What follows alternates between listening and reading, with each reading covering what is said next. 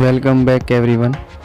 आज हम एक नए टॉपिक के साथ शुरुआत करेंगे और हम ऑटोमोबाइल सेक्टर में आज हम ट्रेनिंग कंप्लीट करेंगे cranking system of A car. Automobile यानी गाड़ियों में, यानी जो हमारा इंजन लगा होता है गाड़ियों के अंदर, उसमें क्रैंकिंग सिस्टम कैसे कार्य करता है उसकी हम बात करेंगे।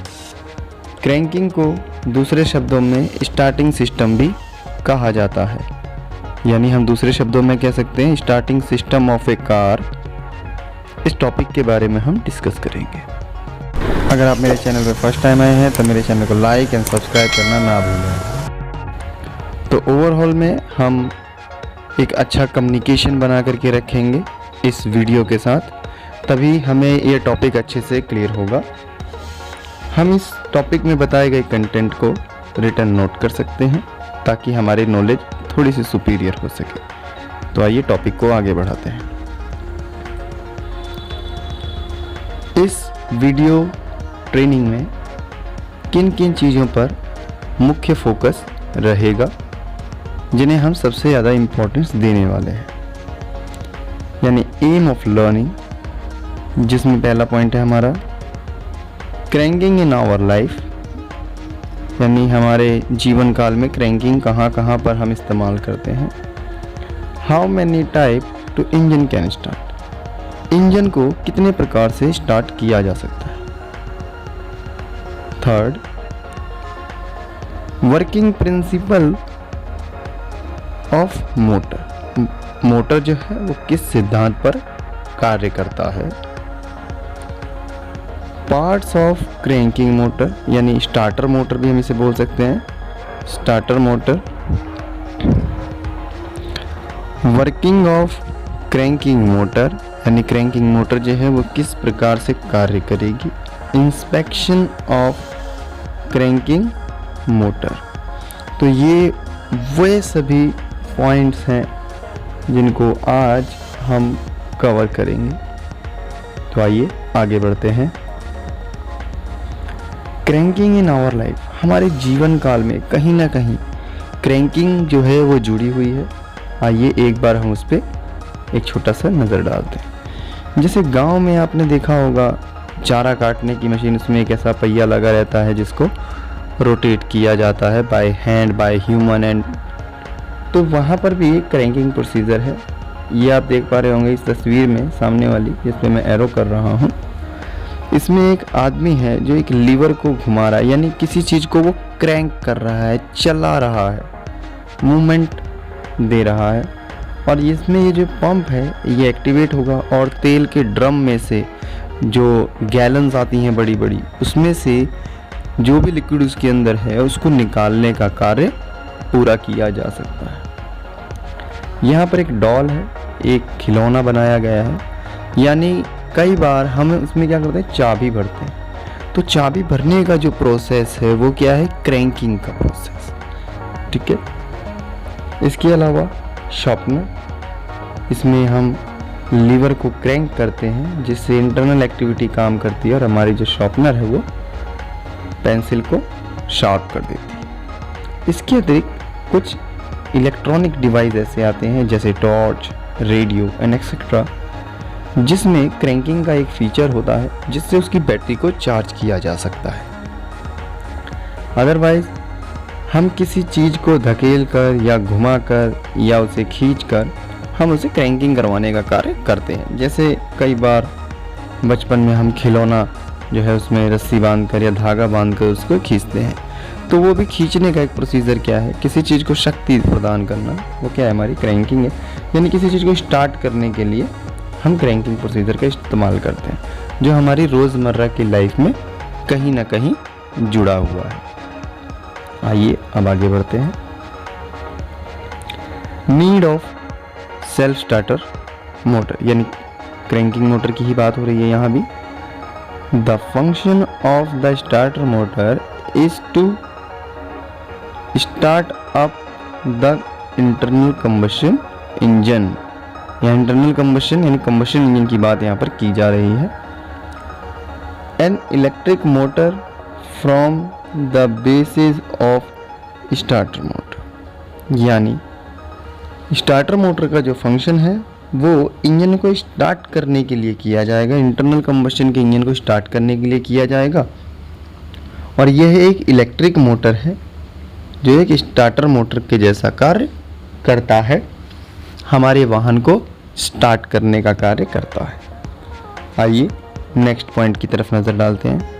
How many type two engine can start. Engine को कितने तरीकों से क्रैंक किया जा सकता है या स्टार्ट किया जा सकता है, उन मेन पहलुओं की हम यहाँ पर बात करेंगे। First point, crankshaft move by electric motor and pneumatic. Pneumatic का अर्थ यहाँ पर है प्रेशर से, यानी एयर के प्रेशर का इस्तेमाल करना। इलेक्ट्रिक मोटर जैसा कि हम लोग जानते हैं एक मोटर, यानी वाहन को स्टार्ट करने के लिए ऐसा एक मोटर का इस्तेमाल किया जा सकता है, या फिर एक प्रेशराइज एयर टैंक के अंदर जो प्रेशर से भरी हुई हवा रखी गई है उसका इस्तेमाल करके भी हम क्रैंकिंग का कार्य कर सकते हैं। जैसे ऑटोमोबाइल सेक्टर में नट एंड बोल्ट्स खोलने के लिए न्यूमेटिक गन्स आती हैं जो एयर कंप्रेशर द्वारा एक टैंक के अंदर प्रेशर भरने के बाद इस्तेमाल की जाती हैं। लाइक ऐसा ही न्यूमेटिक पावर इस्तेमाल किया जा सकता है। Second point, crankshaft move by rope, यानी रस्सी के द्वारा हम क्रैंकशाफ्ट को घुमाएंगे, जैसा कि आप इस तस्वीर में देख पा रहे हैं। पहले कुछ जनरेटर्स ऐसे आया करते थे जिसमें इस प्रकार का एक लीवर होता था जिसको खींचने के पश्चात, जिस लीवर को खींचने के पश्चात क्या होता था, अंदर जो क्रैंकशाफ्ट होती थी वो मूव कर सकती थी। इसके अतिरिक्त कुछ वाहन ऐसे आते थे जिसमें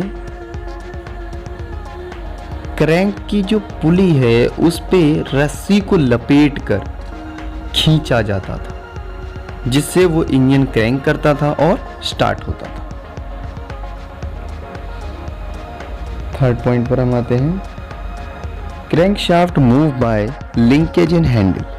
जैसा कि आप इस तस्वीर में देख पा रहे होंगे कि एक ट्रैक्टर को स्टार्ट करने के लिए एक लीवर का इस्तेमाल किया जा रहा है। इसको रोटेट किया जाएगा जिससे हमारा इंजन भी मूवमेंट करेगा, यानी क्रैंकशाफ्ट मूवमेंट करेगी और इंजन को स्टार्ट किया जा सकता है। इसके अतिरिक्त लिंकेज का एक और उदाहरण है, जैसे हमारी बाइक्स, उसमें हम किक मारते हैं, स्कूटी जिसमें हम किक मारते हैं और गाड़ी को स्टार्ट करते हैं। अदरवाइज ट्यूबवेल जो कि खेती में इस्तेमाल होता है, वहाँ पर भी हम एक हैंडल लगा के उसको रोटेट करते हैं, क्रैंक करते हैं और वो स्टार्ट हो जाता है। इसके अतिरिक्त इलेक्ट्रिसिटी जनरेटर, उसका भी इस्तेमाल शादियों में अधिकतर किया जाता है, तो वहाँ भी एक लीवर का इस्तेमाल किया जाता है। फोर्थ, पुश टू व्हीकल, यानी जैसा कि आप इस तस्वीर में देख रहे हैं, वाहन को धक्का लगाकर भी वाहन को स्टार्ट किया जाता है। Fifth point, small engine to move big engine. अब जैसे ये आप इंजन एक देख रहे हैं, अब मोटर की क्षमता यदि किसी बहुत हैवी इंजन की क्रैंक को घुमाने योग्य नहीं बन पा रही है, तो वहाँ पर एक छोटी पावर के इंजन द्वारा हम उसकी क्रैंकशाफ्ट, यानी बड़े इंजन की जो क्रैंकशाफ्ट होती है उसको हम मूव करवाते हैं और उस बड़े इंजन को हम स्टार्ट करते हैं, यानी small engine to start big engine. तो आई होप इस स्लाइड में जो बातें आपको बताई गई वो आपको क्लियर हुई होंगी। आइए अब हम टॉपिक को आगे बढ़ाते हैं। Working principle of motor, definition की बात कर लेते हैं। An electrical motor is a machine that convert electrical energy to mechanical energy, यानी ये इलेक्ट्रिक मोटर एक मशीन है जो कन्वर्ट करती है इलेक्ट्रिकल एनर्जी को मैकेनिकल मोशन में, यानी आपने इलेक्ट्रिसिटी दिया और कोई मैकेनिकल मूवमेंट हमें वहाँ पर मिल रहा है। Rule, electric motor following left hand rule. जो हमारे फेराडे थे, उन्होंने कुछ नियम बताए थे, उसके आधार पर ही उन्होंने left hand side right hand side rule बताया, हैंड का rule, left hand rule, right hand side right hand rule. Faraday ने लॉ बताया था इलेक्ट्रोमैग्नेटिक इंडक्शन के बेसिस पे, जिसमें उन्होंने हमें Fleming's left hand rule, Fleming right hand rule के बारे में अवगत कराया। आइए प्रिंसिपल की बात करते हैं और प्रिंसिपल को समझने का प्रयास करते हैं। The working principle of A motor is based on current carrying conductor that experience a force when it's keep in the magnetic field. तो आइए इसको साधारण भाषा में समझने का प्रयास करते हैं इस तस्वीर के द्वारा। हमारे पास एक मैग्नेट है जिसमें नॉर्थ पोल और साउथ पोल है। नॉर्थ पोल से साउथ पोल की ओर मैग्नेटिक फील्ड जा रही है।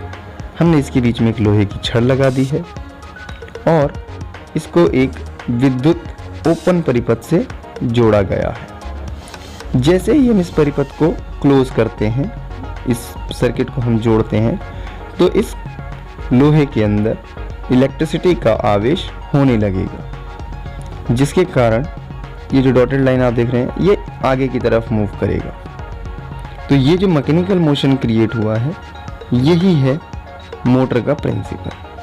अर्थात साधारण भाषा में हम ये कह सकते हैं कि मैग्नेटिक फील्ड के बीच यदि किसी कंडक्टर को रखकर उस कंडक्टर में विद्युत को प्रवाहित किया जाए तो कंडक्टर में मैकेनिकल मोमेंट पैदा होता है, मैकेनिकल मोमेंट पैदा होता है। तो ये है प्रिंसिपल कि किस प्रिंसिपल पर ये कार्य कर रहा है। आइए अब इस तस्वीर के द्वारा हम एक छोटे से सर्किट को समझें। बैटरी की वायर को किसी मटेरियल या किसी बॉडी पर ग्राउंड कर दिया गया है और इस मोटर को उसी बॉडी पर माउंट द्वारा टाइट कर दिया गया है। बैटरी का पॉजिटिव एक स्विच के द्वारा मोटर को दिया जाएगा, किंतु ग्राउंड की वायर मोटर को देने की आवश्यकता नहीं होगी, क्योंकि इसके मोटर के बॉडी पर टाइट होने के पश्चात ये साइन जो है ग्राउंड का है, यानी इसकी जो बॉडी है वो ऑलरेडी ग्राउंड हो गई है। तो हमें इस मोटर से इस ग्राउंड तक वायर लाने की आवश्यकता नहीं होगी। और जैसे ही हम पॉजिटिव सप्लाई मोटर के अंदर देंगे तो वो रनिंग करना स्टार्ट कर देगी। इस परिपथ से हमें ये ज्ञात होता है कि ऐसा करने पर हमें एक वायर लगाने का जो खर्चा है वो बच रहा है, जिससे कॉस्ट भी घटेगी और वायर भी कम से कम इस्तेमाल होगा, जिससे वाहन का भार कम हो पाएगा। तो आई होप इस पीपीटी में बताई गई चीज़ें, बताए गए बातें आपने ध्यानपूर्वक सुनी हैं और समझी हैं। आइए नेक्स्ट स्लाइड की ओर बढ़ते हैं। अब हम construction of self starter motor की बात करेंगे। बनावट की जानकारी से पूर्व हम इम्पोर्टेंट पॉइंट ऑफ मोटर की हम बात करेंगे। 12 वोल्ट यूज़ करता है हमारा सेल्फ स्टार्टर मोटर व्हीकल्स में, और एम्पियर 400 से 550 एम्पियर तक, यानी 550 एम्पियर तक ये यूटिलाइज कर सकता है। यूज़ बिलो 30 सेकेंड, यानी यदि आप इस मोटर को चलाना चाहते हैं सेल्फ स्टार्टर मोटर को, तो 30 सेकेंड से कम ही आपको इसे चलाना है। यदि आप 30 सेकेंड से अबव चलाते हैं तो इस मोटर के अंदर की वाइंडिंग या सर्किट जलने के चांसेस हो सकते हैं, इसलिए 30 सेकेंड से अधिक इस्तेमाल नहीं करना चाहिए।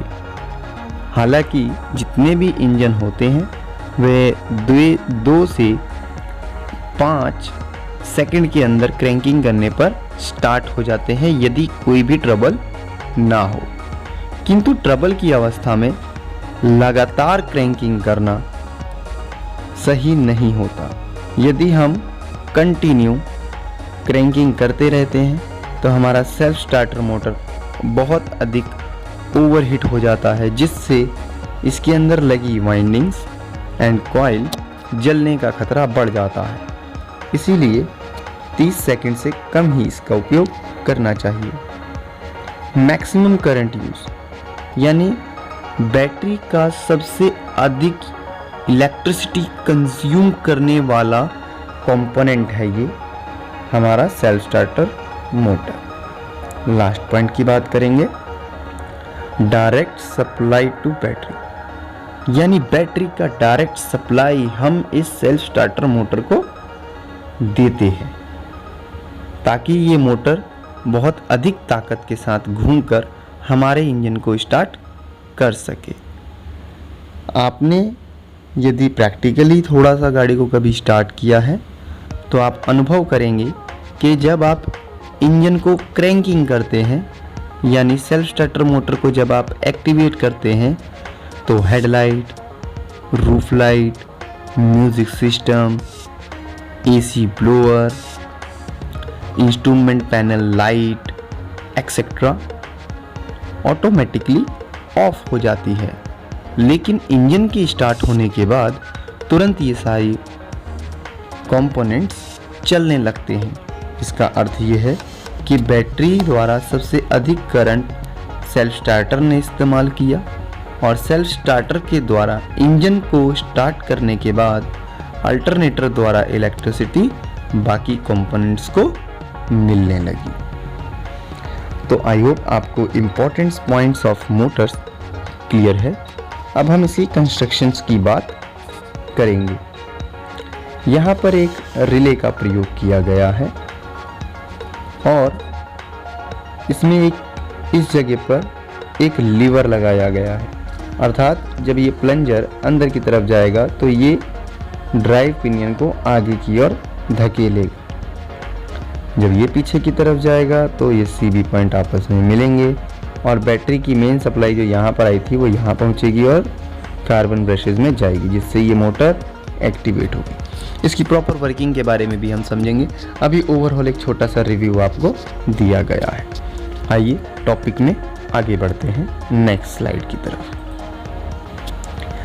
Armature winding, armature wiring type यानी उसके अंदर जो वाइंडिंग हम लगा रहे हैं उसका मेथड क्या है, उसका तरीका क्या है।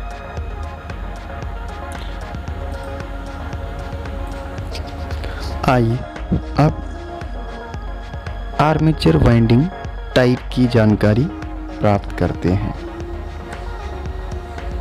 ये 3 प्रकार से देखने को मिलती हैं। इसमें मुख्यतः रूप से ये सेंटर वाला पार्ट हमारा कॉम्पिटेटर यानी आर्मेचर वाला पार्ट है, जहाँ पर ये 4 कार्बन ब्रशेस लगाए गए हैं। ये जो आप देख रहे हैं 1 2 3 4, यहाँ पर हम फील्ड कॉइल जनरेट करवा सकते हैं, यानी एक टेम्परेरी मैग्नेट जनरेट की जा सकती है। आइए पहली तस्वीर को समझने का प्रयास करें। आर्मेचर की 2 बुशों जो उससे जुड़े हुए हैं, ये ब्लैक वाला आप देख रहे होंगे, ये ग्राउंड है और इस स्टार्टर मोटर की बॉडी भी ऑलरेडी ग्राउंडेड है, तो अर्थात ये बॉडी के साथ जुड़ा हुआ है। तो 2 कार्बन ब्रश जो थे हमने उसके बारे में जान लिया। अब हम बैटरी द्वारा आने वाली सप्लाई, यानी मान लेते हैं कि सेल्फ स्टार्टर मोटर में यहाँ पर सप्लाई आ गया है, तो उसकी सप्लाई जाएगी एक इसमें फील्ड कॉइल में और घूमते हुए ये ताकत ब्रशेस की मदद से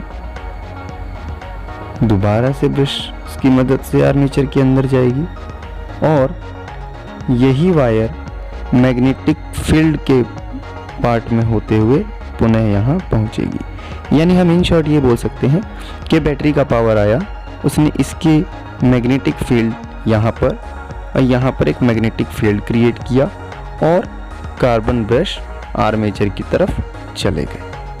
ये जो इसकी जो वायरिंग थी वो कार्बन ब्रशेस से होते हुए आर्मेचर की ओर चले गए। तो इस तस्वीर में हम समझते हैं कि क्या हुआ। यूज 2 पोल्स एंड 2 फ्री, यानी यहाँ पर जो हम मैग्नेटिक पोल्स बना रहे हैं तो वो कितने बन रहे हैं? केवल 2, एक यहाँ पर और एक यहाँ पर, और बाकी ये जो 2 हैं ये फ्री हैं। 2 coil field coil with contact, यानी इन 2 कॉइलों का कॉन्टैक्ट जो है इन दोनों बुशेस से रखा गया है। अदर बुशेस इज ग्राउंड, यानी बाकी ये जो शेष 2 बचे हुए हैं कार्बन ब्रशेस, इनको क्या कर दिया गया है? ग्राउंड कर दिया गया है। तो यानी इसको साधारण शब्दों में यदि हम समझें तो यहाँ पर नॉर्थ पोल बना दिया हमने, यहाँ पर साउथ पोल हमने बना दिया, और इसके बीच में हम इलेक्ट्रिसिटी का प्रवेश कर रहे हैं, यानी कंडक्टर के बीच में हम इलेक्ट्रिसिटी का प्रवेश कर रहे हैं, जिसके कारण ये आर्मेचर रोटेट करने लगेगा। अब आते हैं नेक्स्ट स्लाइड में, नेक्स्ट पिक पर। ये क्या बताता है? ये बताता है 2 coil field coil with contact, other bushes is ground. आइए इसको समझने का प्रयास करते हैं। यानी बैटरी का सप्लाई डायरेक्ट आर्मेचर में दिया गया, आर्मेचर से होता हुआ वो निकला और गया इस फील्ड कॉइल में, फिर गया इस वाली फील्ड कॉइल में, और देन ग्राउंड हो गया। जैसे कि आप देख रहे हैं ये वाला ब्लैक वाला पॉइंट यहाँ पर बॉडी ग्राउंडेड है। देन इसी प्रकार दूसरा कार्बन ब्रश गया एक मैग्नेटिक फील्ड में, फिर सेकेंडरी मैग्नेटिक फील्ड में, और वो जा करके ग्राउंड हो गया। इस प्रकार हमने यहाँ पर मैग्नेट बनाई और कंडक्टर के मध्य हमने विद्युत को भी पहुंचाया, जिसके कारण हमारा ये जो आर्मेचर है ये रोटेट करने लगेगा। आइए अब हम नेक्स्ट की बात करते हैं। All coil